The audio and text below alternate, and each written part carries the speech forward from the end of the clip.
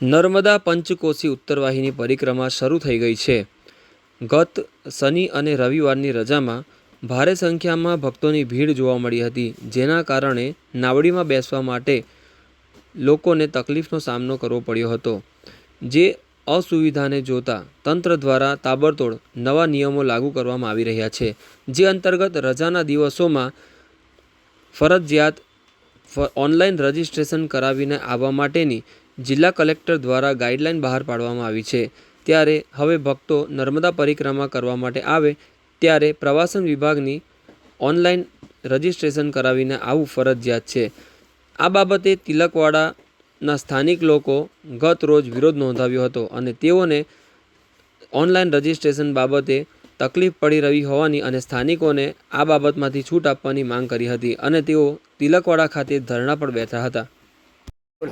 નર્મદા તિલકવાડા તાલુકાના ગ્રામજનોની અને તિલકવાડા તાલુકાના તમામ લોકોની એવી માંગણી છે, જે નર્મદા પરિક્રમા અત્યારે ચાલી રહી છે તેમાં જે અત્યારે સરકારશ્રી દ્વારા જે સ્કેનરથી રજીસ્ટ્રેશન કરવામાં આવે છે, પણ 10થી 15,000 જેવું રજીસ્ટ્રેશન થયા પછી આગળના રજીસ્ટ્રેશન થતા નથી, એટલે બહારની જે પબ્લિક આવે છે એને ખૂબ હાલાકી પડે છે। એટલે અમારા તિલકવાડાના ગ્રામજનોની પહેલે એવી માંગણી છે કે આ રજીસ્ટ્રેશનનો જે છે એ બંધ થાય અને પબ્લિકને અવર જવર માટે છૂટી આપવામાં આવે, એક માંગણી એ છે।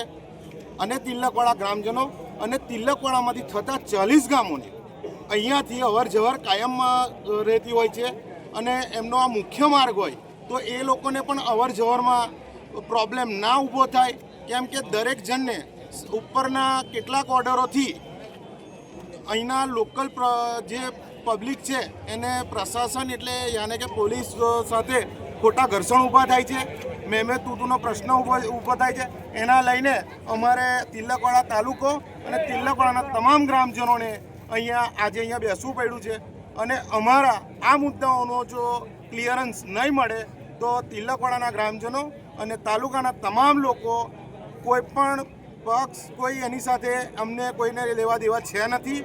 અહીંયા તમામ પક્ષના લોકો નર્મદાજીના પરિક્રમાના એના લઈને સ્વયંસેવકો સ્વયંભૂ અહીંયા હાજર થયા છે અને માંગ પૂરી નહીં થાય તો આ મરણ ઉપવાસ પર અહીંયા બેસશે।